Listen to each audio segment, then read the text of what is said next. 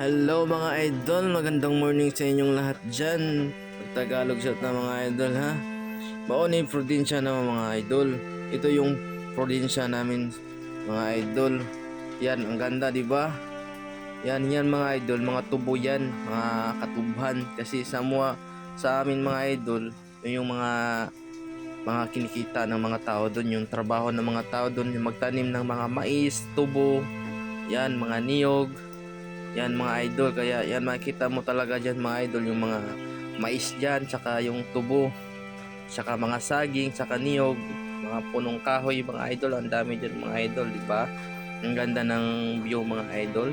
Yan yung nakakamiss talaga sa probinsya mga idol, pag nakita mo mga idol, kasi marami kang tanawin eh, tapos ang ganda ng lugar, parang yung kulay ng makikita mo, mga green, yung mga halaman, mga sari-sari mga idol, ang daming mga pananim, yung bundok yan mga idol, oh.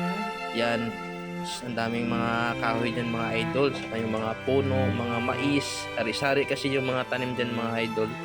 Saka yan yung mga tinuturo dyan mga idol, mga saging yan, mga saging, mga punong kahoy, at saka yung mga niyog pa dyan mga idol.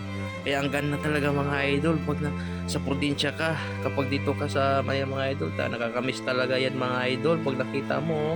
Tingnan mo naman yung mga idol, yun tubuhan yung mga idol. Kaya nga sa amin mga idol, marami talagang tubo dun mga idol, kasi yun ang mga kadalasan na trabaho ng mga tao dun sa amin, yung mga sa tubuhan. Kasi kaya nga sa sugar king capital kasi yung sa amin mga idol, capital sugar in the Philippines yung Negros, kaya marami talagang asukal dyan mga idol. Yan mga idol ha.